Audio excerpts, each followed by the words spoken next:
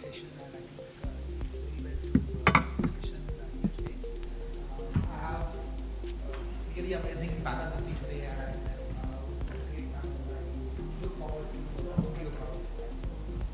Madam, with a great panel today, I look forward to talking about how to really make organizations data forward and move to become truly data-centric organizations.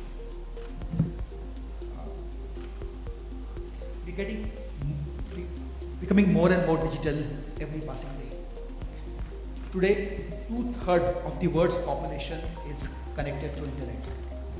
On an average, we spend about 6 hours, 40 minutes on internet. So the amount of data we are generating continues to grow at a rapid pace. The first desktop I bought had hard disk of 4 GB. Today we generate more than 300 million terabytes of data every day. Not just generating more and more data, even the advancements in managing the data, compute and data science continues to evolve. ChatGPT has taken world by storm, right from board meetings to 5-year-old kids. Everyone's talking about that. If I think about connected devices, today there are 15 million devices who are transmitting signal on a real-time basis. This will double in the next 7 years. With business getting more complex, world getting more digital, and consumer expectations ever increasing, the value of data for businesses continues to grow. Be it providing seamless, personalized customer experience, to driving productivity, to identifying new business models, the value of data for organization continues to grow. And that is why we see ever-growing investment in this field. Chief Data Officer, Chief Data Analytics Officer, these titles are becoming very common now. We have a seat in the board meeting for data members as such. While data is growing, the value is growing, our tools and sophistication to process data is growing, but the reality is that to become truly data-driven organization still remains aspiration for many organizations. Only 20% of the organizations call themselves truly data-driven. So what separates from organizations who are able to truly become data-driven versus others? There are clear benefits. Organizations who become data-driven, they're able to grow at a 30% higher rate than rest of the market. Their product service quality or NPS scores are likely to be at least 50% better than the rest of them. The employee engagement and productivity is 2 times the rest of them really. So today, in the next 45 minutes, I look forward to hearing about from all the experts what separates somebody who's able to move the needle on becoming data-powered organization. What should we really look for to drive this transformation? But before we go, I think we talked about this a little bit before. My first question is, maybe we'll start with you, Atul. What does it really mean to you in terms of what is a truly data-centric, data-driven organization to you? Hello. Yeah. Hi everyone. Good to see everyone here, and especially I see a few of my faces, my friends here. So hi everyone. Thanks, Rahul. I think it's a very pertinent question to start with. I mean, what exactly is a data-driven organization? As the gentleman in the this last speaker said, every organization is definitely on a journey, and if you talk about data, it's again a journey basically. Especially in India, we are at some stage. In some countries, they are at some stage. They are collecting data, they are using data in a much more different way. In India, also we see organizations using at a different stage. But every decision maker, if you broadly ask, every decision maker or every guy who is taking on that journey for making an organization a data-driven organization, how do we call ourselves, and actually where do we stand, let's say from a score of 0 to 100 or whatever we call it.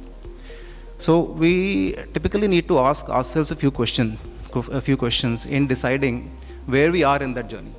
And what are those questions? Basically, if you look at this way, the very first source, or very first step of being a data-driven organization is to actually collect data. If you're in an organization you are not really collecting data, collecting doesn't mean manually collecting, we'll get on to how we do it. But if you're not really collecting data from all possible sources, and we can have multiple examples, if you have a bank, for example, are you collecting really data from all possible touch points properly? And then using it is the next step, but especially, collecting it from all, and there are different sources. For example, generating, our customers generate a lot of data. Our digital platforms generate a lot of data. When our customers interact with the digital platforms, they generate a lot of data. Sensors, of course, all devices, IoT. So to whatever extent, so when we say, are we a data-driven organization? Are we collecting data from all possible sources? Are we giving enough thought to it, whether we are collecting it? That's the first question we need to ask. If we are not, what more we can do? I think second thing we need to ask is, are we storing it in a aggregated, in a structured way, so that it's scalable? The more we collect it, there's no limit to it. The more we collect it, if we store it in a proper way, and there are many ways of storing it. We know about relation databases that were done in past. Then we had cloud computing. Obviously now we have the Delta Lake and all. There are many ways, right? So how we do it, that's one, but it has to be structured and usable. That is the most important thing. If it is there, it is collected, it's lying somewhere in 10 different silos, not usable, it's of no use actually. So that's the second question we need to ask. After collecting, how are we really storing it? Is it scalable? Is it well organized? Is it usable or not? Third thing is, if it is usable, are my questions from data are getting answered in minutes or not? For example, I worked in credit cards industry for a long time. So if I want to ask a simple question, how many customers of mine were also using Paytm as well as Amazon as well as Flipkart, let's say 1 year ago, and are also using the same thing, and what is the trend in this like? Can I get an answer to these kind of questions? Very basic questions. I'm not even talking about things like machine learning and all. Even basic questions, can we get to the answer to these questions within a few seconds or few minutes, few hours, or maybe few days? So to what extent to the time to which we take, the time which we're taking answering all the questions of all stakeholders or all customers in the organization, if we are doing it very quickly, that means our reporting capabilities, our BI capabilities, analytics, basic analytic capabilities are pretty well advanced, and we are actually data-driven. If you are not doing it, that means you obviously have a long way to go. So that's around reporting. And then finally, a couple of more points, important points, sir, is that am I actually using sophisticated techniques to answer these questions, or am I really just using simple plain logics? Am I using machine learning? Or am I using basic machine learning, advanced MLs, or am I using AI to answer these questions? So the more sophisticated I get, the more clear answer I'll get, basically. If I can get vague answers, let's say, for example, banks need to separate good people from bad people. They can keep on using simple basic rules. They'll get some answers, definitely. They'll not be that good an answer. But if they use more advanced techniques, they'll be able to take faster decisions and even more accurate and efficient decisions. So that's the fourth thing. And I think finally what I can say is that how well I'm doing the first 4 points. Am I doing it in a laborious way? Am I doing it in a brick and mortar type of way? Or am I getting seamless automation in every step? So am I seamlessly automating the collection of data? Am I seamlessly automating the storage and the curing and the, as they say, missing values and all those things, basically making it good usable? Is that all automated, or am I still employing a lot of labor to that, a lot of data scientists, data engineers to that? Am I still automating to large extent my machine learning, AI also as well? Am I automating my reporting capabilities? So to a large extent, if we get into using people or using systems which are again people-driven, but the more we get into a non-seamless or completely seamless way, a non-laborious way of basically designing the first 4 parts which I described, I think that's perhaps the first level of saying that we are very advanced in data-driven. And then of course we can keep on using different techniques. There's no end to it, and the more we use, the better we get. But broadly structured, if I say these 5 points should suffice anyone who's taking on this journey, and then saying that maybe I'm at a score of, let's say, 1 or 10 or whatever it is. So that's how maybe quickly can answer that. Thanks. So if you want to add to it, what does it really mean to have an organization to be truly data-driven? Sure. I think, thanks, Rahul. I'm Suyash, and I'm part of Blinkit. So I think, both Vinod and Atul had talked about what exactly we do to gather information from different sources that we have, right? I think Vinod talked about connecting dots. So let's say you have gathered a lot of information in your system. It's spread across different products, different supply chain things that you have your databases incorporated, right? But I believe there are two guiding principles that we all go ahead with. The first is it has to be action focused, right? And you need to have a zoom out view of what you're doing. So, and it has to be embedded with three questions. Why do you need a data? And what do you need? And how will you have that data into place? So let me try to give you a simple example so all of you can relate on what I'm talking about. So every morning I spend 1 hour on road, right? So I plan my day that, okay, I need to reach office at 9:30 a.m. So I have my first meeting at 9:30 a.m. So this planning starts at night when I go to sleep, right? So there is a model, I need to have a BI in place, which is my calendar, right? So there is a real-time pipeline, which is actually giving me information, but do I need to consume it on a real time? No, the answer is no. Maybe that is something that I need as a snapshot, because my decision making is maybe when I sleep and when I wake up in the morning, so that I can plan for it, right? Now, that's the planning that I made. Okay, I need to reach office by 9:30, I need to leave my home at 8:30, right? Now, there is another model which runs to my head that, okay, today is Monday, and this might not take 1 hour for me to reach office right now. So there is some seasonality, there is some sort of optimization that is going in my head. So that's a DS model I'm talking about. So I need a platform where I need to have this information very closely attached to my decision making. So I plan out, okay, this is the route I need to take, this is a Monday, so usually route A takes 1 hour, and on Monday it takes 50 minutes, for example. So maybe I optimize on that. Now I started my journey from, let's say, my place to the office. Now on road, there is some blockage or maybe some barrier that construction work is going on, and that has happened there. Now, I don't have a pipeline for that information. I'm relying completely on the Google Maps right now.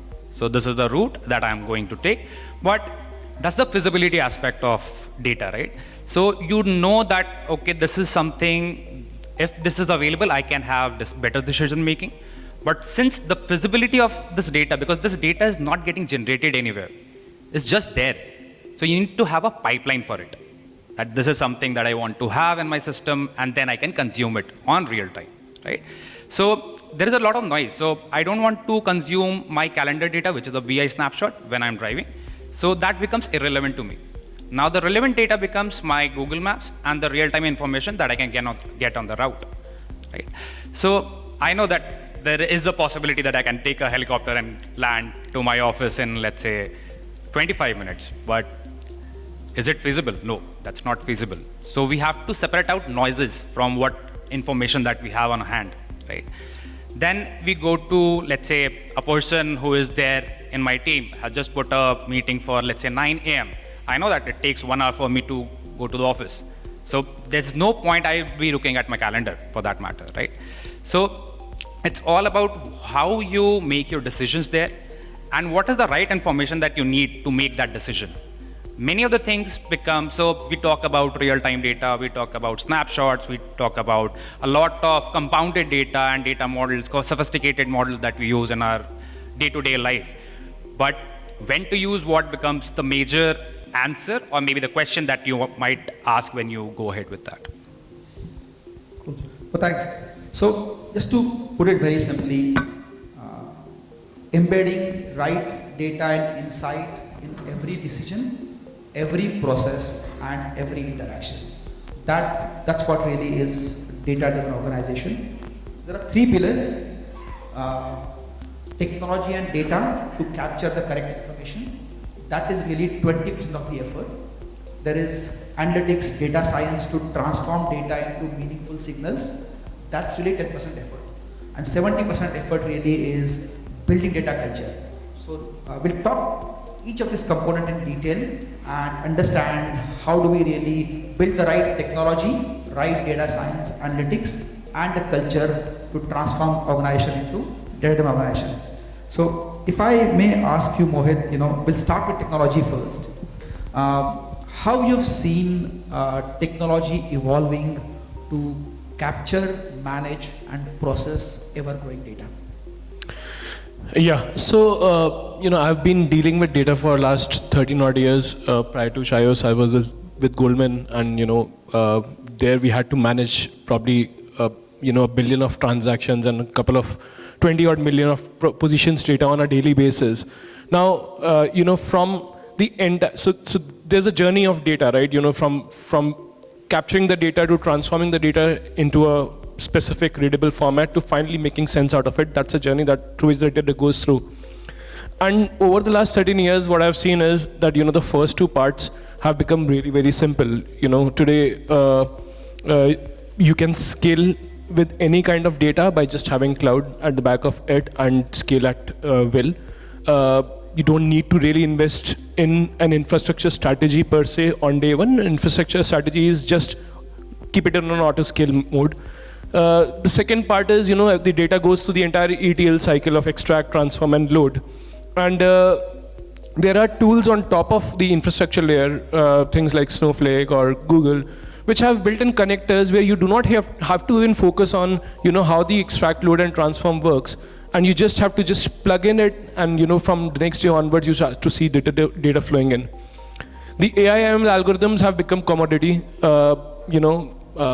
Tools like BigQuery you can just write down an SQL and embed an AI/ML code as part of the SQL, and you will start to see results from that data model. So all those commodity, all those AI/ML models, which are, which back then used to take months to basically write and master, have now become, available off the shelf. Now, what it is entering into, or what's the next step that we need to do is, these models have to evolve to be more industry specific, more vertical specific. That's a work that is happening, and people are now coming with vertical specific models. You need to do predictions and everything. Let's say if you have to do inventory predictions for F&B versus an inventory prediction for a retail, there would be different models for them. And now the companies are starting to build those models. Now, on top of that, what has really worked is that because these two things have become seamless and so fast-tracked, the focus has now moved on making sense out of that data. And when you're making sense out of the data, the intelligence does not really need an engineering team to get involved. And probably, these tools are now providing those parameters, those metrics that you can change or tweak in the model to the business people itself. So that whole flexibility is now available to business people, that they can tweak around with models, with parameters, and start to see the results. So that's a paradigm shift that I've seen in the last 13 years. And with a Gen AI layer on top of it, where the data is now made readable in a format that any business person would understand, is further adding to it. So that's how the journey transformation has been in the data side. Thanks, Mohit. So Ritesh, if I may ask you, you've done all the hard work of getting data into your lake, you've built models on top of it really, but what role tools, BI, visualization tool actually play to make sure data gets in the hand of a user to make right decision? How you have seen these tools evolving, and what are the best practices look like? Yeah, I guess the best way to explain this is evaluation of television, right? To understand, earlier, if our grandfathers, they have television, right? And there was a shutter door when you open it up, so there was step one, and then there's buttons on the top. You have to a knob that you change use to change the channel, right? And then slowly, then we got the remote, and then a touch screen, and now it's voice. Same happened with BI tools as well. It started way back when Sir Henry used the information of war, when the war is happening, for the strategic investments, and that's where the term business intelligence came into the picture. And then came IBM with the MIS reports, where it was just the numbers being presented to the leaders. Then the era of visualization. So on the top of it, everyone was fighting for the good visuals on the top of it. It's a waterfall chart, it's a pie chart, and all of that came into picture. And now I believe it's more than BI. It's like a voice or a text bot, where it's not just the descriptive analytics, but more future forward looking as well. So I can ask questions like, okay, do the comparative analysis of the sales happen in the last 2 years, right? And the BI tool will be able to give me that. I don't have to go to an analyst for that. So it's more forward looking, use models, go prescriptive as well, rather than just being descriptive. And with the use of GenAI and more computational linguistic come into the picture, which is the study of computer language and statistics, right? It will be, BI tools are more than BI tools, and they act as an analyst now. Thanks. Shakti, if I may ask you next question, the real value of data is when the data insights move from corporate office to the customer interactions. Whether it is a Domino's store, somebody trying to sell a pizza, or a bank talking to the customer really. So how do you really enable frontline workers? Because that's where the rubber hits the road. That's where the customer experience gets created or destroyed. So how do you enable the last person serving the customer experience with the right data, both in terms of tools as well as in terms of educating and making the person data literate? If you can share some lights on that. Yeah, sure, Rahul. That's a very important point. So, like, there are two facets of data science that come into play here. One is data democratization, where the data has to be in the hands of everyone, anyone and everyone. Of course, the security level is implemented, and the second is commoditization of data, meaning that data access should be cheap. It should not be expensive. If I'm looking for data, I should not have to wait for 2 days. Pay someone like 2 days worth of salary, just to get a simple report. So, keeping in mind the principles of democratization and commoditization, the idea here is that, first of all, you have to understand who the customer is, that frontline customer. The customer could be a customer service agent. It could be a salesperson like a key account manager, or even the CFO or the CEO who's going to meet the corporate. They all should be armed with information. So what we do is we try to build a 360-degree view of either the business, of the company, of the customer, of the product, of the vendor, right? And then share that persona, that vendor persona, customer persona, with the frontline worker. In order to that, like, I have built a lot of data warehouses, so that is my favorite approach, to build a data warehouse, something along the lines of what Ralph Kimball, Bill Inman, like, these are the godfathers of data warehousing. Build a system around that technology, integrate data from all the sources, have a centralized repository. That way now the information is available on your fingertips.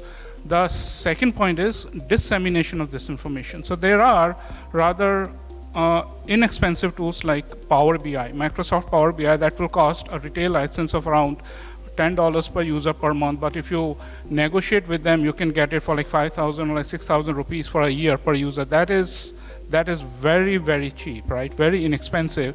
Now you build intensive, extensive dashboards on Power BI. And these dashboards can be regular BI dashboard where you can just simply slice and dice data, or you can share the insights with these dashboards. And these dashboards are the one that you share not only with your employees, but like also with the external customers. In addition to dashboards, you can like also generate alert emails. For example, you may do deep analysis and figure out that these 100 customers are at risk of churn. That is the information you may want to give to your CAM or like give to your customer service support.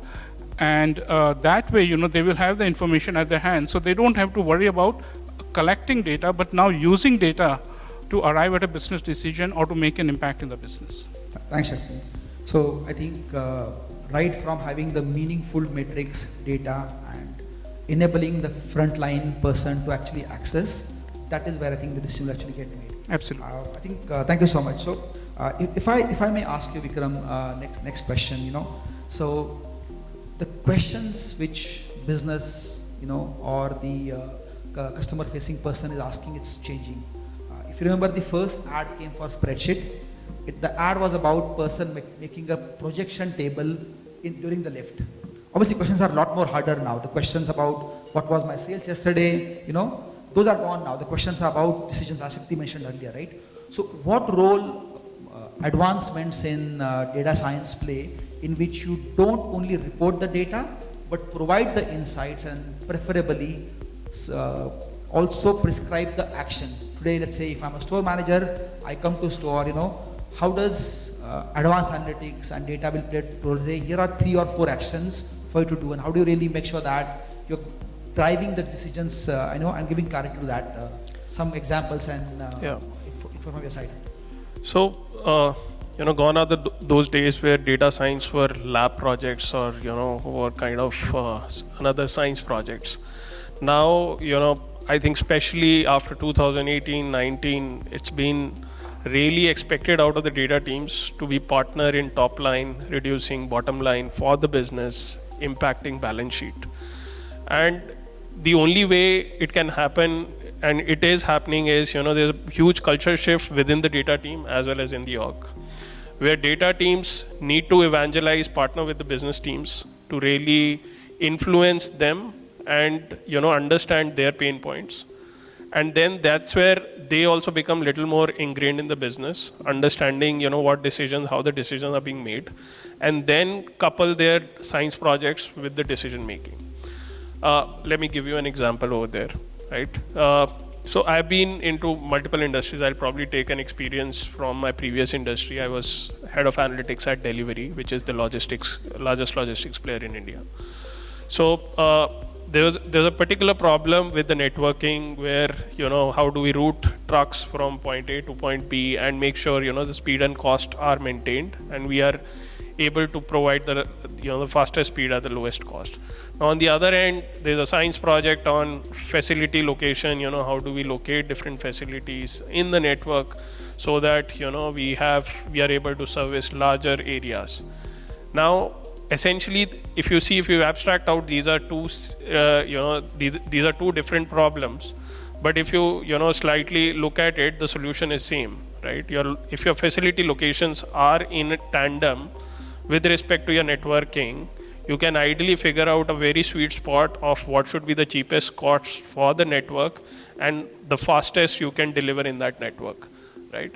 So essentially it bridged the gap, and the references, you don't need to create any different project out of it, and the same science project within the data science team was able to couple with the business decisions. And that could only happen where you rightly said, right? The 80% of the job or the 60% of the job for the data team is to really build that data culture. Now that couldn't have happened unless the head of network or the VP or the SVP or the business unit head of the network wasn't really inclined towards looking for the data team for the solutions, as well as the data team really understanding the sensitivities of the network and the nuances of the business.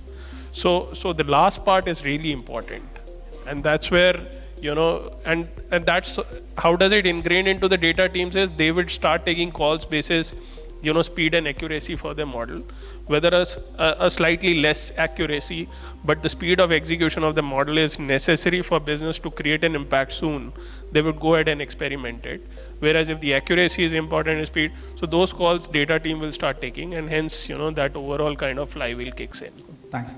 So to summarize really, how do we really create a consistent framework to analyze the health of the business? And as Shakti mentioned, making it available for everybody to see. So everybody knows what is the business through an exact same lens, and then using advanced data science analytics models to go beyond informing the user, but actually suggesting and then prescribing the action as such.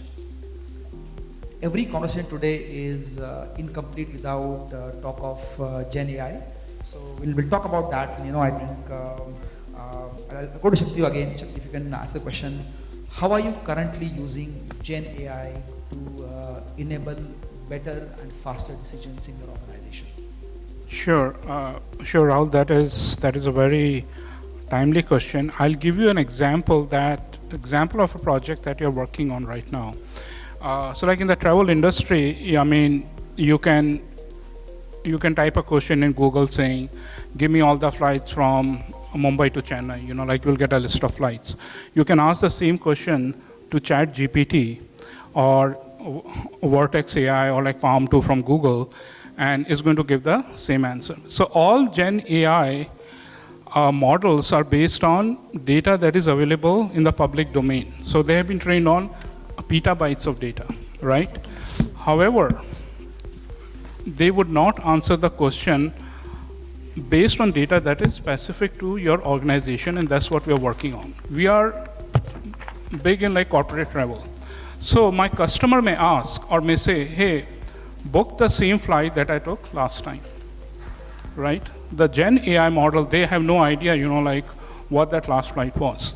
So what we are doing is, we are trying to interpret the intent of this question using Gen AI, getting the data of the flights for that person from our database, integrating that data with the prompt, and that is the key here, building the right prompt, passing that data to the prompt, sending that data back to the Gen AI model to interpret the question and the data, and it will tell you exactly that the last flight you took was 6E1234 on 4th of August. That is simply amazing. And then it will say, do you want me to make the booking? That is one example where we are using Gen AI. Secondly, we are using Gen AI to generate the content for the hotel, right? So there are like 6 million hotels in the world, and there's no way to get the content for each hotel. Of course, we don't have 6 million hotels. Even if you have 100,000 hotels, generating that content can be tough. And we are again taking the help of Gen AI. There are, in addition to Gen AI, there are models which have been trained just like Gen AI have been trained. For example, the Vision API from Google. So you would pass an image to this Vision API, and it's going to tell you what exactly the location was. And that is again helpful in the travel business. So say, for example, you are on social media and you're looking at images, you want to know what that place is, you want to know more about it. You would pass that image into our app. It's going to hit the Vision API. It's going to tell, hey, this is Machu Picchu in Peru, right? A lot of people in India may not have heard about it, right? Because it's so far away. Using this idea and using, again, Gen AI to get the data about Machu Picchu, we can create a package. We can create a package around the budget of the customer. So these are the latest things that we're doing, Yeah, I'm around Gen AI. Thanks.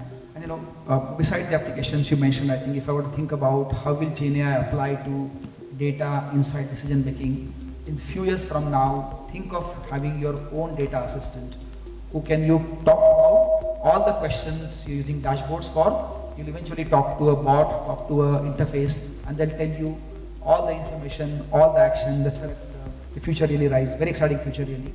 I want to spend some time on the last question because that is where the 70% of the effort goes, which is how do you build the culture of data? How do you build a culture where the defects are surfaced and data is not brought forward to hide the facts? How do you build a culture where people are trained to look at and use the data? And most importantly, how do you build a culture in which organization takes decisions which data is telling and not what your gut feels? That is where the make or break actually happens. The first two parts, while are fairly complex, your models, your analytics, your data, these are solved problems, and we heard about that really. But the last problem I think is very, very interesting one. And then if I may ask Ritesh and Vikram to share some light on, how do you really build this data culture? And what has worked well for you to make organizations stand behind the data? I think that'll be great. Yeah, so I believe that you are right that we do have data. We as a technologist, we understand that how to make sense of it. But when it comes to make data-driven companies, right? We always be seen till now we have been seen as support functions, right? That okay, you will give me the data, you will give me the insights, and the business will act on it. So there was a difference between data and businesses. I love the slide which was presented before, where it was data being in the center of the decision making and not on the side of the support function. But that's a process, and that's an iterative process where the trust build up between the leaders. So if there is a CBO and there's a CFO or a CEO like you're working with, and you just joined the company. So I joined the BharatPe last year. So it takes time to build that trust and data. You are explaining someone that they should not be doing things in a certain way, but trust on your data, trust on your insights, and make decision in a very different way and strategically different. My approach always is to have small projects, small MVPs, and show the value of the data, and then win the trust over, and then scale it. I guess that's the best way to do it in startups. In big companies, like it's more difficult, it's more nuanced, and they have been on this journey for a long time. So it's not for me to take that decision, but in startups and in smaller companies, I believe MVPs and to gain the trust, spend time on the goals of the company. So talk data, but it should mean business as well.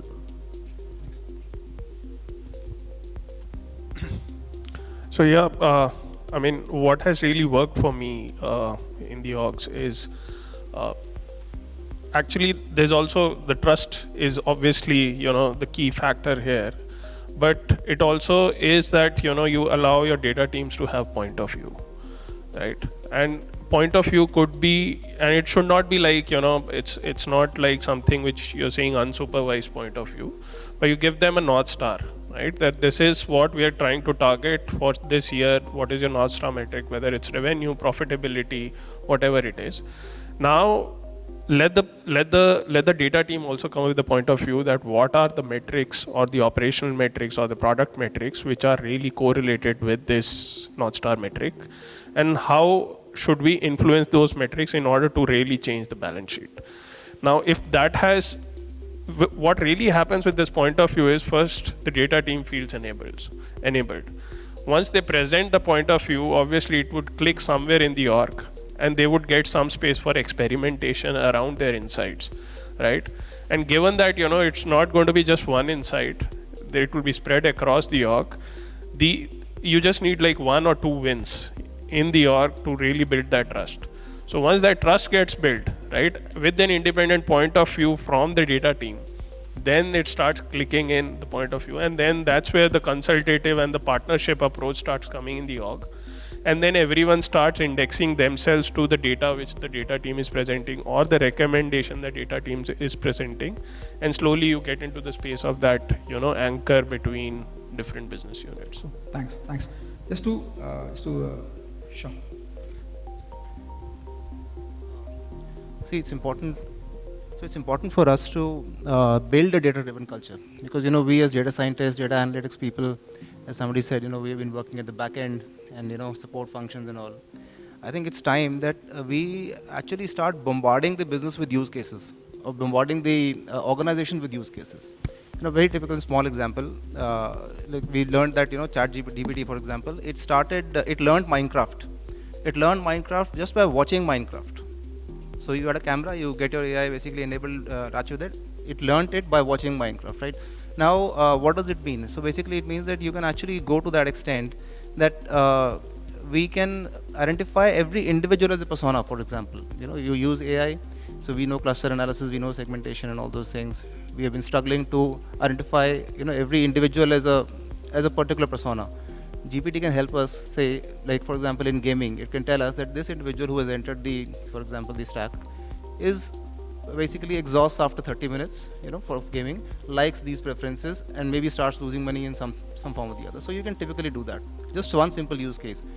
Across the organization, with the help of GenAI, if we actually start bombarding the business people with whole stakeholders with more and more use cases using GenAI, I think that's where actually it can actually generate the complete transformation of the data culture. Thanks. We just summarize the question I asked earlier. What does a successful data organization do differently? So the successful organization has data professionals are actually a growth team or a P&L team, and not a cost center. There's a data culture in which there are critically centrally defined clear KPIs which are used for governing the business performance. There's enough time spent to educate the organization on using and understanding the data. A lot of effort spent on thinking about what is the data generated, how to best capture it. Data is not only what is generated from your POS machines or from your systems really. Every interaction is a data really. And then there are tools, models which actually take data from your data lake and make it available for user to use it. So that's really the nutshell of it. Thank you so much for all my panelists. I think I definitely was very engaging interaction. I don't know how much time we have, but would love to take a couple of questions if time permits. I'm happy to answer. My panelists are happy to answer questions you guys may have.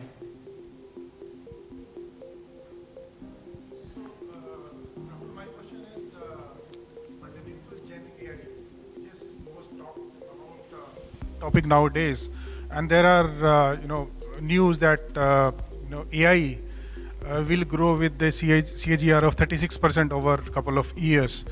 That means AI, and particularly Gen AI, will be the most user of data that will be created. That means it will fit between human being and the data, right? So in current environment, we create data analytics team and CIOs, CDOs. They create a lot of reports for top management to take decisions, and this process creates a lot of use cases. As you said, we talk a lot of questions to them. What decisions you want to make? How do we create report for you? How do you want to see those reports and all those things? So this entire thing will go away, and there will be some chat GPT kind of thing where CEO would type question and my store, what is the growth of this store?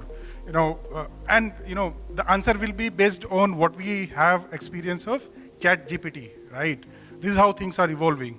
This is just one use case. There will be so many robots which will be using this data. So my question to you is this disrupting world which is coming up in the next 10 years, how do you see the analytics team or analytics resources this as a threat to their job or something, or they have to upgrade themselves to get into new skills?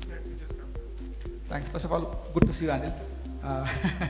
No, I think I'll quickly answer. So, all the advancements will take away low-skilled jobs which are repetitive. I do not see 10 years from now there will be advice persons, for sure. It will be replaced by bots. It will be replaced by technology.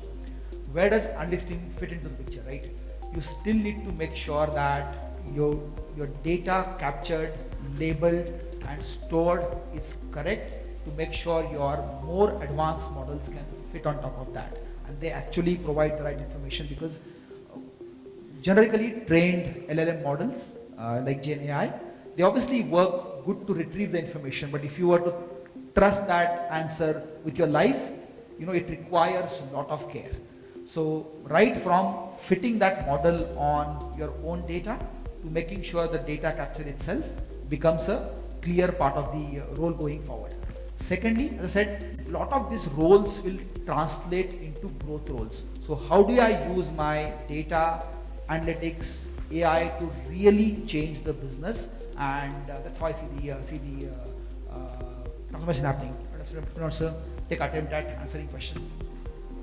Yeah, I'll just add that like when calculators were invented, all the mathematicians were worried that what will it do, but they are still there.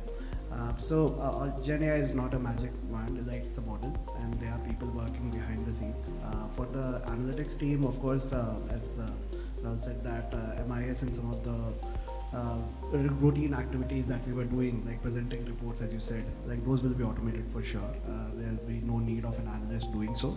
But for us, the use cases will be different, right? Until now, like we were outside the decision-making process. But when you are in the process, when you have seat on the table, all the data folks, and then the use cases will be very different, and you're part of the strategy. So it's just that the use cases will be changed. There will be analytics team for sure, but yeah, routine work like MIS reporting in some shape or form, some of the routine activities from the other domains as well, such as HR and other, will be taken care of by Gen AI.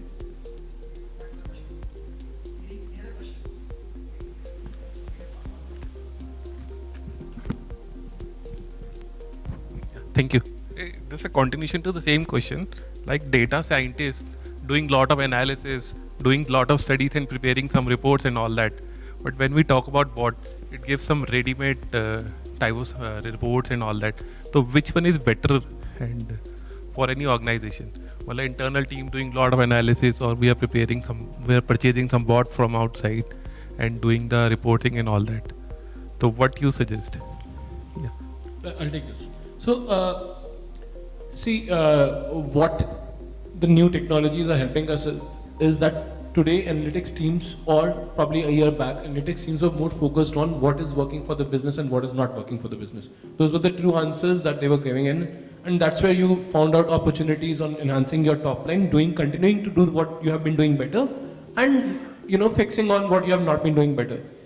But between this is one more thing wherein the data starts to tell you what is the next unlock lever for you, what is the next growth lever for you, and that's where these models will not be able to tell you that, and analytics teams would need that. So the focus has to be on this middle part, because a lot of these tools are automating based on what the data they have seen, but there's no true AGI today, right? We have still not achieved AGI. So the day we achieve AGI is where this whole task would start to happen, which is understanding what needs to be done next. But till that time is there, I think the analytics team will continue to do those things. Yeah, thank you. Thank you.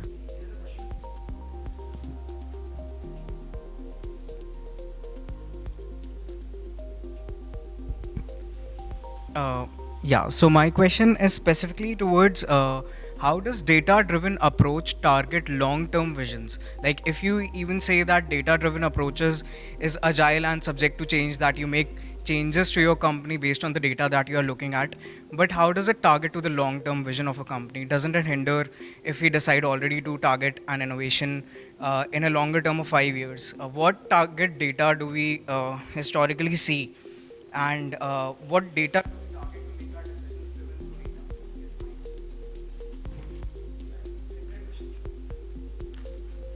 So if I understand your question correctly, you're saying that how does data help the 5-year vision, which is into the future, with respect to the context of the data we have today? Is that the question? Telling that data-driven approach is better, then we'll be adaptive to change very quickly based on data, as data will keep on changing. Now, how does it affect our long-term goal? And when do we decide, where's the line do we draw that this is a longer term goal now, subject to this kind of historical data that we have right now? So let me take a small example here. Right? E-commerce was at boom in 2015, 16, 17. With all, say, a logistic aggregator, or even if you take data combined for Flipkart, Amazon, they could really understand how much packages are being shipped to something like a Chandni Chowk every day. How many pikers would we need? And then if you scale that, or maybe use that aggregation model to say that, do we even have enough roads in Chandni Chowk to deliver those shipments? Right? Now the problem for the e-commerce or the logistic company is not that we need more bikes, we should really procure better trucks or something. The problem became is the infrastructure. And that's when all these logistics and the e-commerce players actually started working with Ministry of Transport to really improve the infrastructure, right? And I mean, I don't know, but a lot of you may know this. There was a big tandem database approach. What highways really we need to work in sequential manner till 2024, so that the consumption demand is really indexed towards high or the high volume. That's where Delhi-Mumbai expressways was given the largest ticket size of the expressway and the time period. So that's where your data in the current context help you strategize which problem need to be solved. And those problems need not be the organizational problem itself. It could be country or the infrastructure problem itself, and that's where the licensing would start very initially. I hope, is this, if I understood your question correctly, is this the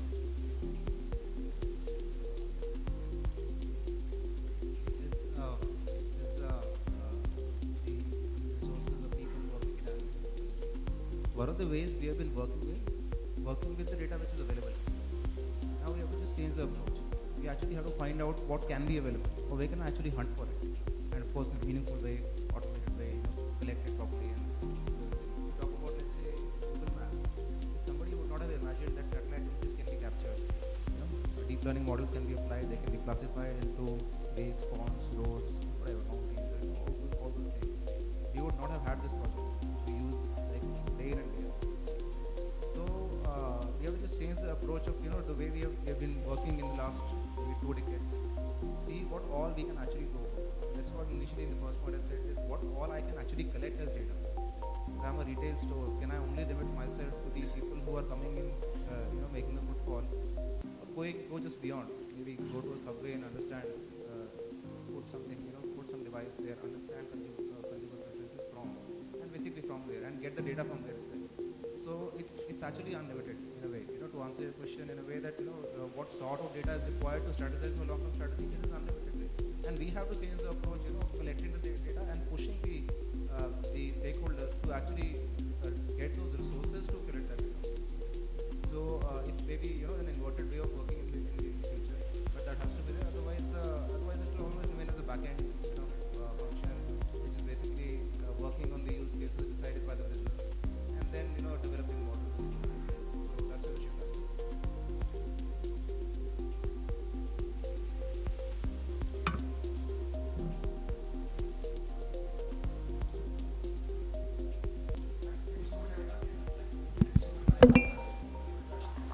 Yeah, also like a vote of thanks for Rahul.